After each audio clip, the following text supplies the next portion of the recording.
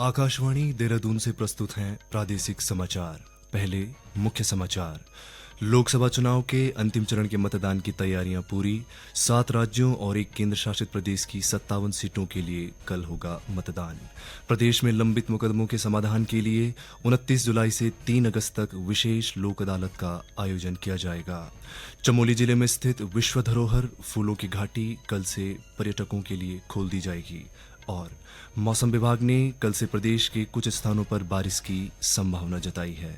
नमस्कार, समाचारों के साथ मैं आशुतोष और अब समाचार विस्तार से। लोकसभा चुनाव के 7वें और अंतिम चरण का मतदान कल होगा।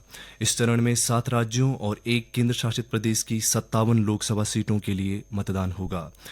इनमें उत्तर प्रदेश और पंजाब की 13 सीटें, पश्चिम बंगाल की 9, बिहार की 8, उड़ीसा की 6, हिमाचल प्रदेश की 4, झारखंड की 3 और चंडीगढ़ की 1 सीट शामिल है। मतदान सवेरे 7 बजे शुरू होगा और 5 बजे तक चलेगा। निर्बाध और पारदर्शी मतदान सुनिश्चित करने के लिए निर्वाचन आयोग ने व्यापक प्रबंध किए हैं। मतदान केंद्रों पर शेड, पेयजल, शौचालय, व्हीलचेयर और बिजली की उचित व्यवस्था की गई है। 7वें चरण के मतदान के समाप्त होने के साथ ही कल देश भर में 18वीं लोकसभा चुनाव के लिए मतदान संपन्न हो जाएगा। वोटों की गिनती आगामी 4 जून को होगी। मतगणना की तैयारियों को देश भर के साथ ही प्रदेश में भी अंतिम रूप दिया जा रहा है।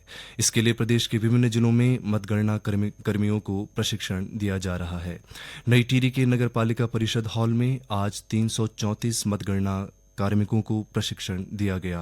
इस दौरान उन्हें निर्वाचन आयोग की गाइडलाइन और मतदान प्रक्रिया की विस्तार से जानकारी दी गई। अदालतों में बढ़ते मुकदमों को देखते हुए दिल्ली उच्च न्यायालय के आदेशानुसार आगामी 29 जुलाई से 3 अगस्त तक देहरादून में विशेष लोक अदालत का आयोजन किया जाएगा, जिसमें उन विवादों का निपटारा किया जाएगा जो आपसी सुलह समझौते के आधार पर निपट सकते हैं। जिले की जिला विधिक सेवा प्राधिकरण की सचिव सीमा डूंगराकोटी ने कहा कि लोक अदालत में सुनवाई के लिए 28 जुलाई से पहले पंजीकरण करा लें।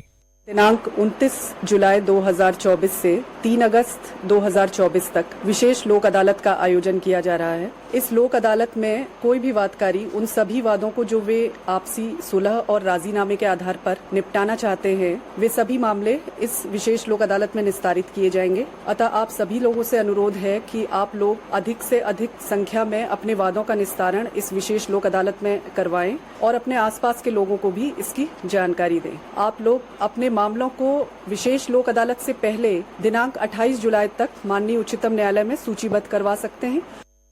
प्रदेश के 4 धाम यात्रा मार्गों पर स्वच्छता अभियान जारी है। अभियान में जिला प्रशासन, मंदिर समिति व विभिन्न संगठनों के लोग जुटे हुए हैं। इसके अलावा यात्रा मार्ग पर तीर्थ यात्रियों को स्वच्छता के प्रति जागरूक कर उन्हें पर्यावरण संरक्षण का संदेश दिया जा रहा है। साथ ही यात्रा मार्ग पर गंदगी फैलाने वालों के खिलाफ चालान की कार्रवाई भी की जा रही है। केदारनाथ यात्रा के लिए बड़ी संख्या में श्रद्धालुओं के पहुंचने का सिलसिला जारी है, जिसके चलते धाम और यात्रा मार्ग पर विशेष स्वच्छता अभियान चलाया जा रहा है। केदारनाथ नगर पंचायत के अधिशासी अधिकारी चंद्रशेखर चौधरी ने बताया कि स्वच्छ वातावरण को बनाए रखने के लिए यात्रियों को जागरूक किया जा रहा है और उनसे अपील की जा रही है कि वे कूड़ेदान में ही डालें और स्वच्छता व्यवस्था बनाए रखें। आज विश्व तंबाकू निषेध दिवस है। इस दिवस का उद्देश्य लोगों को तंबाकू से होने वाले खतरों के बारे में बताना और जागरूक करना है। इस अवसर पर प्रदेश भर में विभिन्न स्थानों पर जागरूकता कार्यक्रमों का आयोजन किया गया। इसी क्रम में रुद्रप्रयाग जिले के गुप्तकाशी में राष्ट्रीय स्वास्थ्य मिशन की ओर से जागरूकता कार्यक्रम आयोजित किया गया। इस दौरान विभिन्न स्कूलों के छात्र छात्राओं ने रैली निकालकर तंबाकू के सेवन न करने का संदेश दिया। कार्यक्रम में तंबाकू व उसके दुष्प्रभाव विषय पर भाषण प्रतियोगिता का आयोजन भी किया गया। ये समाचार आकाशवाणी देहरादून केंद्र से प्रसारित किए जा रहे हैं। चमोली जिले में स्थित विश्व धरोहर फूलों की घाटी कल से पर्यटकों के लिए खोल दी जाएगी। घाटी में इस समय 6 से 7 प्रजाति के फूल खिल चुके हैं। इस साल घाटी में अच्छी बर्फबारी हुई है, जिससे घाटी में अच्छी मात्रा में फूलों के खिलने की उम्मीद है। गौरतलब है कि जुलाई और अगस्त के बीच इस घाटी में सबसे अधिक 300 प्रजाति के फूल खिलते हैं। उस समय काफी संख्या में पर्यटक भी घाटी में पहुंचते हैं। चारधाम ऑल वेदर रोड के तहत चंपावत जिले में चंपावत पिथौरागढ़ लोहाघाट बाईपास का निर्माण होना है। इसके लिए आज उच्चतम न्यायालय के पूर्व न्यायाधीश ए के सीकरी के नेतृत्व में गठित समिति ने पिथौरागढ़ और चंपावत का हवाई सर्वेक्षण किया। साथ ही समिति ने चंपावत के मुडियानी से तिलोन तक लगभग 9.4 किलोमीटर बाईपास का स्थलीय निरीक्षण किया। जिलाधिकारी नवनीत पांडे ने बताया कि समिति ने निरीक्षण कर लिया है और जल्द ही सड़क निर्माण को लेकर सकारात्मक पहल शुरू की जाएगी।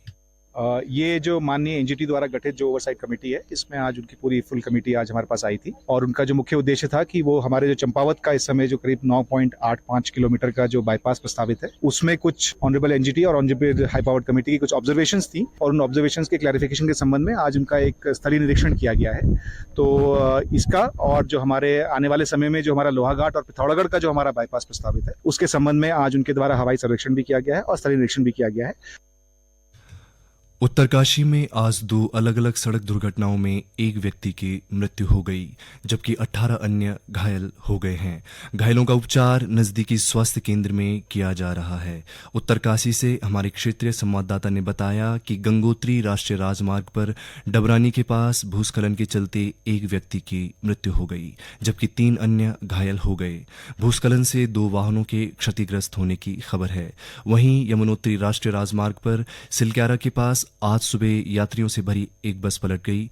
बस में लगभग 40 तीर्थयात्री सवार थे। इनमें से 15 लोगों को हल्की चोटें आई। घायलों को 108 एम्बुलेंस की मदद से ब्रह्मा खाल स्थित प्राथमिक स्वास्थ्य केंद्र भेजा गया। बस में सवार सभी तीर्थयात्री कर्नाटक के बताए गए हैं। पौड़ी जिले के कोटद्वार शहर में पार्किंग की समस्या समाधान और सड़कों का डामरीकरण जल्द किया जाएगा।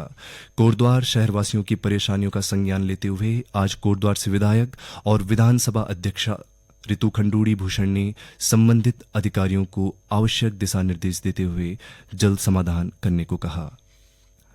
और अब एक नजर मौसम पर। प्रदेश में कल से गर्मी से राहत मिलने की उम्मीद है, जबकि आज राज्य के विभिन्न हिस्सों में भीषण गर्मी महसूस की गई। देहरादून स्थित मौसम विज्ञान केंद्र के निदेशक विक्रम सिंह ने बताया कि 1 जून से मौसम में बदलाव की संभावना है। आकाशवाणी से बातचीत में उन्होंने बताया कि राज्य के पर्वतीय और मैदानी क्षेत्रों में बारिश की संभावना है। बारिश से तापमान में 1 से 3 डिग्री तक गिरावट के आसार हैं।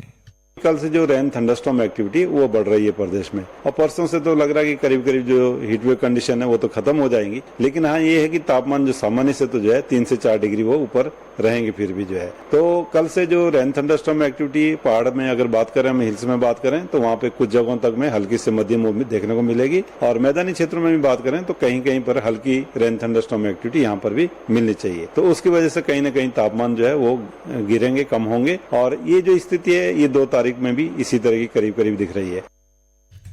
मौसम विभाग ने बारिश के दौरान यात्रा करने वाले श्रद्धालुओं से सतर्कता बरतने और सुरक्षित स्थानों पर रुकने की सलाह दी है। साथ ही नदी नालों के आसपास ना जाने की अपील की गई है। अंत में मुख्य समाचार एक बार फिर। लोकसभा चुनाव के अंतिम चरण के मतदान की तैयारियां पूरी। 7 राज्यों और 1 केंद्र शासित प्रदेश की 57 सीटों के लिए कल मतदान। प्रदेश में लंबित मुकदमों के समाधान के लिए 29 जुलाई से 3 अगस्त तक विशेष लोक अदालत का आयोजन किया जाएगा। चमोली जिले में स्थित विश्व धरोहर फूलों की घाटी कल से पर्यटकों के लिए खोल दी जाएगी। और मौसम विभाग ने कल से प्रदेश के कुछ स्थानों पर बारिश की संभावना जताई है। इसके साथ ही प्रादेशिक समाचार का ये बुलेटिन समाप्त हुआ। नमस्कार।